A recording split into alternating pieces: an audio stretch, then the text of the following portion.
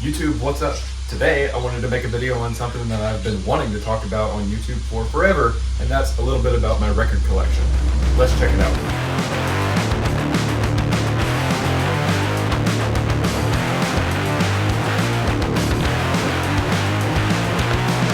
Alright, the first thing I want to point out about this is that there's 2 crates, and this is the whole collection. There's no records anywhere else. And this is something that I've amassed over a lot of years. This is not a huge collection. This is just stuff that's been like cool to me, stuff that I've been able to spend my money on. I started collecting in high school. It was probably 11th grade when I got my first record. And I know where it's at. It should be in this category, the States and beyond. And all of this stuff is supposed to be alphabetized based on artist. There it is. This was the very first record I ever got, and is one of the most important ones to me. Meatloaf, Bat Out of Hell. The stuff that I like to collect is like this. I like to collect stuff that is actually vintage, like a vintage copy of whatever it is. So if it's something that came out in the 60s, 70s, 80s, even into the 90s when vinyl kind of stopped for a while, I want that album to be authentic from back then, like a pressing from back then. This is really, like a pressing from 1977 is when this came out. So this is really an old one.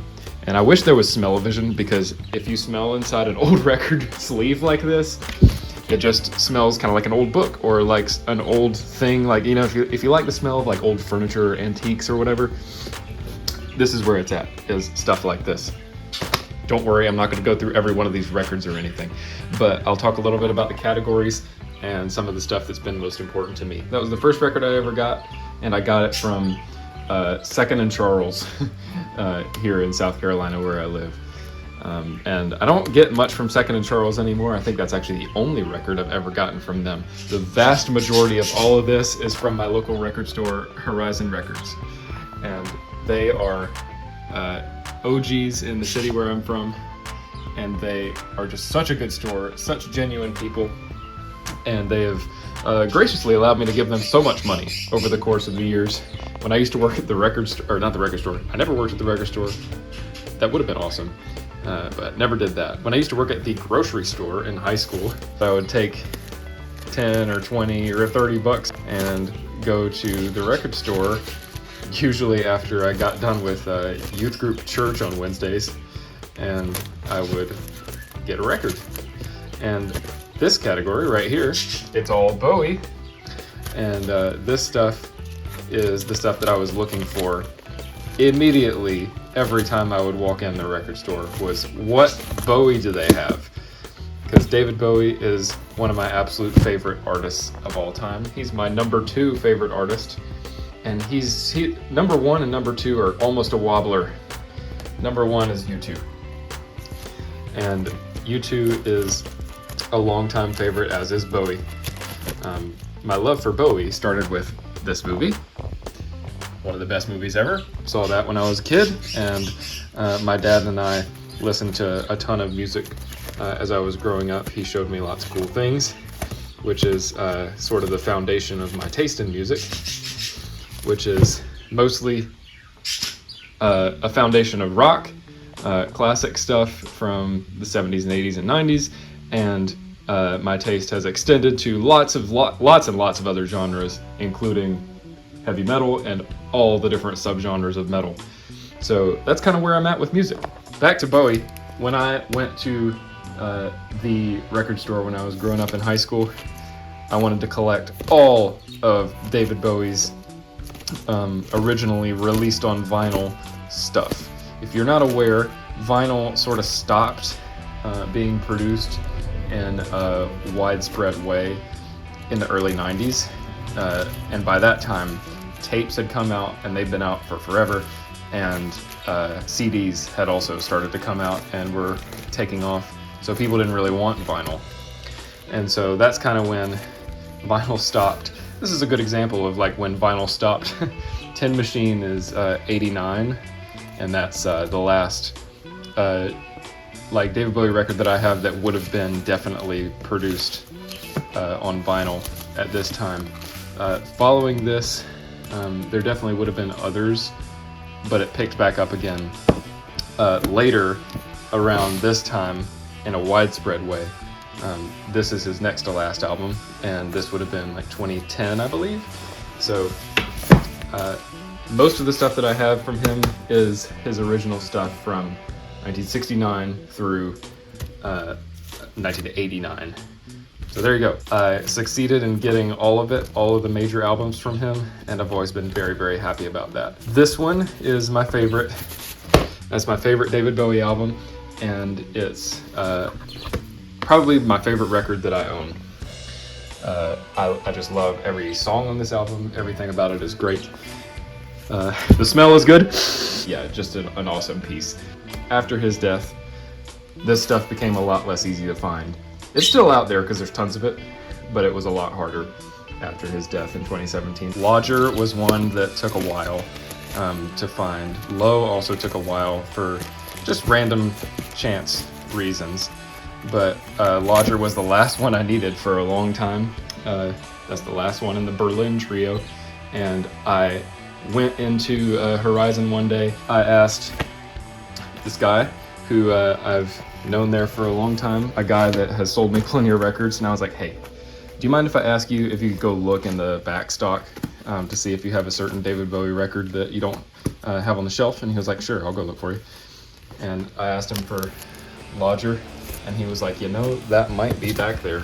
And sure enough, he came out with it. So I bought it, and thus completed all of that original vinyl era David Bowie discography, which is pretty sweet. Another one of the first records I ever got was War by U2, and War is their third album.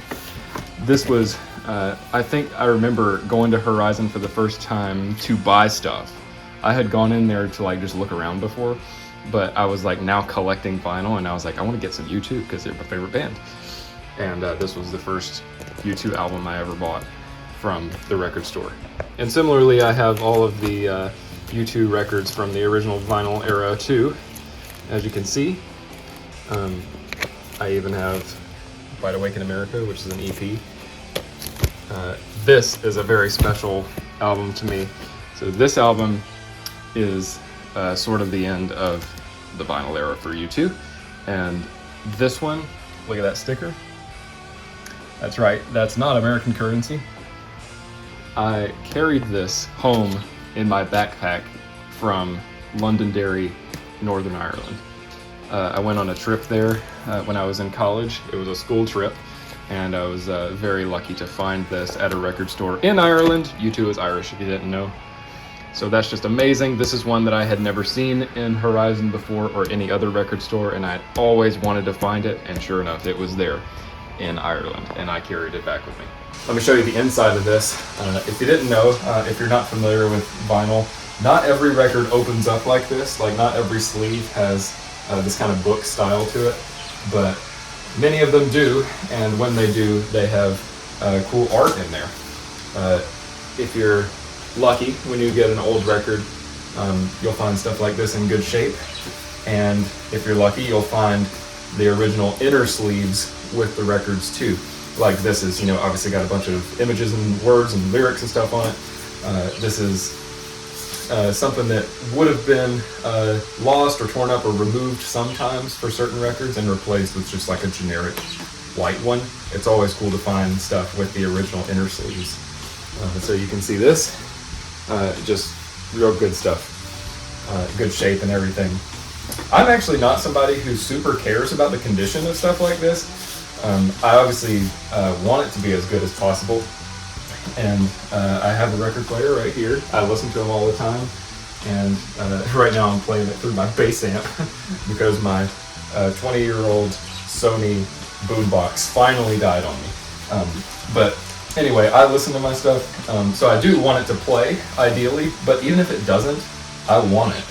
And I've told that to guys working at Horizon and other places, so they're at least aware that like there are people out there who will pay for old versions of stuff that they like that is so torn up it won't even play.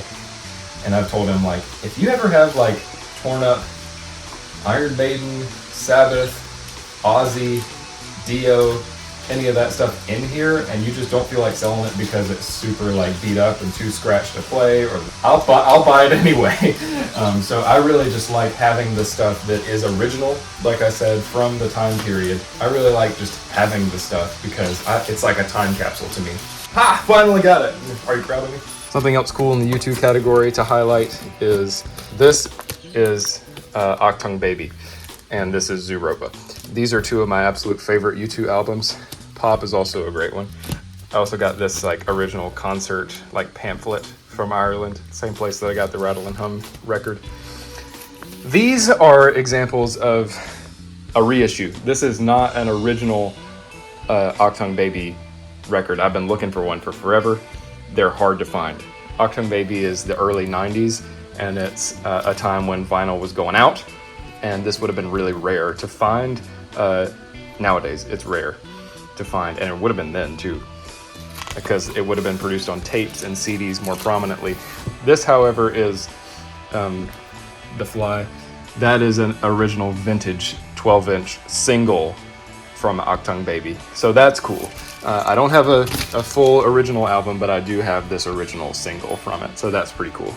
And you can see it's 1991.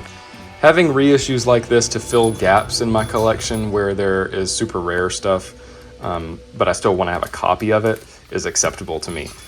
Important Bowie highlight is this. So Labyrinth is a legendary movie, one of my top 5 movies ever.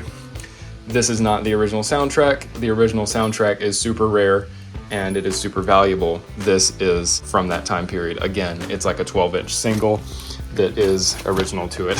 And it was originally wrapped like unopened, and I opened it. Because to me, the stuff is for enjoying, and the way that I want to enjoy stuff like this is I want to actually be able to listen to it. So having sealed stuff in general has never been really like the kind of collection guy that I am. I'm okay with unwrapping something, keeping it in as good a condition as I can keep it, and just enjoying it. And if enjoying it is playing it, that's how I want to enjoy it. And I'm all right with that. Sue me. More categories. Dire Straits. Black Sabbath is very, very important to me. And I'm in the process now of amassing their stuff. Their #1 album right here is on my turntable right now. This I found at an antique store. We walked up to an antique store on the side of the road one day, and I was like, hey, do you have any vinyl? And she was like, oh yeah, I got, she was listing stuff off. I've got this, I've got Black Sabbath, I've got this. I was like, hey, you have some Black Sabbath? So I walked in there, and sure enough, it was Black Sabbath's first record. This is from 1970, and you can see that this has got the Warner Brothers logo on it, and that number right there, 1871, it has nothing to do with the year 1871. It has to do with like the record batch. So that is an original US pressing of the original Black Sabbath record. They're an English band. It'd be sweet to have an original UK pressing, but this is awesome nonetheless. Also got original Paranoid, original Masters of Reality. That is incredible. One of the most influential heavy metal albums ever, as is their first one and their second one. Got some gaps to fill here, so I go straight from Master of Reality to, why can't I say that? To Technical Ecstasy. Thank you, Dad, for getting that. And holy goodness, whenever I see this, it like nearly gives me chills, because that is my favorite Sabbath album, I think. It's hard to say that because it's how can you deny Ozzy, but also how can you deny the skill and beautification of Ronnie James Dio's voice. This is after Ozzy was kicked out and they replaced him with Dio, and they came out with this, and it is just like unbelievable. There's Dio. Just amazing stuff. It's the original Sabbath lineup, except Ozzy is replaced with Dio. Again, one of the best metal vocalists ever, as is Ozzy. I don't have any Ozzy solo other than this, Speak of the Devil. Yeah, that's some live stuff. Very cool. This is actually the first Sabbath record that I got. and it's called The Collection. And it's a compilation of stuff. I like the art on it because it's pretty scary and that sweet, cool vintage horror look to it. That's actually like an unofficial compilation that was released. I don't know a whole lot about it. I should do some more research. Kind of weird and obscure though to have that, so that is neat. Heart, sort of in the process of collecting all of their stuff too. This is kind of cool because also just look at the 80s-ness of that. Just that's beautiful, and it's got this stamp on it. I've got a few records with stuff like this. Property of Capitol Records. Album is on lien for promotional use only. Holder agrees to return it on demand. Okay, yeah. So attempted sales are void. That would have been something that was originally pressed onto this copy of it. So that could be on there because it was owned by a radio station. It could be owned by a record store or something that was just using it for promotion and not for sale. But that's just kind of it's not a super rare or valuable thing, but kind of an oddity that some records will have on them. And if you see that, then that just kind of adds a little bit extra coolness to it. Kind of fun to think that this could have been played on the radio in '85. Queen stuff is also super hard to find because people grab it as soon as it's there. But that's the original Queen album from 1973, their first record. This is a reissue that somebody gave me. News of the World. This is major jazz by Queen. It's got a ton of amazing stuff on it. Fat Bottom Girls, Bicycle Race. It has Don't Stop Me Now. The Game is also really good. Pink Floyd. This is a vintage Dark Side of the Moon. Although you can see that this one is actually a little bit interesting because I should do some more research. It may not be an original pressing. It is a vintage copy. But I don't think the original pressings came with white vinyl. I might be wrong about that, but this could be maybe an 80s kind of re-release of it, but nevertheless, it's still old. Here's the rest of my Pink Floyd. There's The Wall. That's a Def Leppard here. There's the first Def Leppard. Pyromania, just hugely influential 80s rock and metal album. AC/DC, What's Up? That's the only Bon Scott original AC/DC I have, but I've also got Back in Black. Thank you to my friend Malachi for this gift. For Those About to Rock is my favorite AC/DC song. Some highlights in the England and Beyond. There's the U.S. first Beatles album. That one belonged to my grandmother. Let's see. There's some Elton John. This is important to me. I want as much Iron Maiden as I can ever get. They are one of the best metal bands ever. I think they are the best metal band ever. Their stuff is super hard to find because lots of people agree with me. This I got on eBay. It was a gift from my dad, and that is, I think, my favorite Iron Maiden record. And boy, it's just awesome to have this and enjoy it. And just to look at it, it's like, man, it's like you own a piece of metal history. Police. Let's see, The Who. All right, coming over here to the States. Just kind of flipping through. We already sort of saw this. There's some Journey, original Lynyrd Skynyrd, Holly Hatchet, Lou Reed, Rush, Three Dog Night. What is this? I forgot about this. Train Your Bird to Talk, 14 lessons plus training method. I forgot I have some odd stuff like that. Here's the original Van Halen. Hello, how's it going? Flight of the Conch, Flight of the Conch. Gorillaz. These are all reissues, of course, because Gorillaz is a modern band. I don't have all of their stuff, but I have a lot of it. Jack White / The White Stripes. Steve Martin, what's up? One of the best comedians of all time. This says soundtracks. I wrote that when I was taking Japanese in college. Blues Brothers. Cat People. There's a obscure David Bowie movie with some stuff on it. Flashdance. Footloose. Heavy metal. That's a mediocre movie, but a good soundtrack. There's a repressing, like a reissue of the Labyrinth album. Legend. This is a real vintage copy of a rare record. That one's worth about $100. That is an 80s movie. Tim Curry and music by Tangerine Dream. Just really good 80s stuff. Rocky 1, 2, 3. Sorry, I'm at fever. A radio, like story of Star Wars, almost like an audiobook kind of thing. That's pretty neat. There's the original Star Wars soundtrack. I don't have many of these records. And a lot of people don't know that these even exist. But if you look on your record player, you can see that there's speeds 33, 45, and 78. This is a 78. You can see that it's smaller than a typical record, but it is bigger than a 45. A 45 is a single, and that's what these are. 78s are really old. It's what, like, some of the oldest records ever were pressed on, and it's some kind of spooky, honestly, like background music that would be in an old Disney movie, but it's really weird to listen to on its own. Kind of interesting things. Yeah, this is vintage random, so it's stuff that's not super duper notable, but I have it nonetheless. And this is all the modern stuff that I have that's not categorized somewhere else. AFI is one of my top 10 bands. Band of Forces, Blackstone Cherry, Driving and Crying, Drive-By Truckers, Feed Me, Flogging Molly, Freeze Pop. Let's go Freeze Pop. Shout out to them. This album took forever to come out. Glad I finally have it. Killers, Madashahu, the Minecraft soundtrack. Not the Minecraft movie, just some music from the original game. There's some music from my youth. We won't talk about it. Red Hot Chili Peppers, great. I've seen multiple people with this. More music from my youth that we won't talk about. Strong Bad Sings. Homestar Runner, one of the best internet cartoons ever. Weezer, let's go. Weezer, let's go. And that's about it. Thanks for checking this out. I've got some more 45s in here. Maybe I'll do a separate video on those. Thanks for checking it out. Go listen to some music today. Hope you enjoyed, and I'll see you on the next one. Goodbye. Get him! Get him! Oh, you got pretty close! Don't get rabies!